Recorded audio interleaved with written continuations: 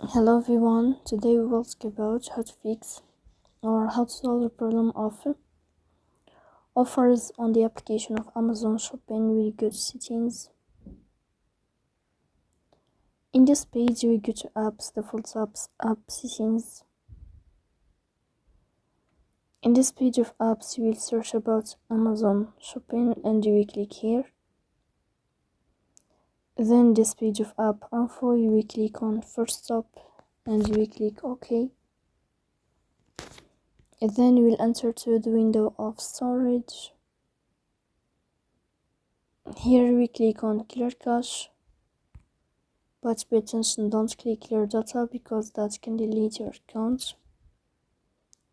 In the end you can turn off your phone and you can wait a moment to turn on your phone again to fix that problem.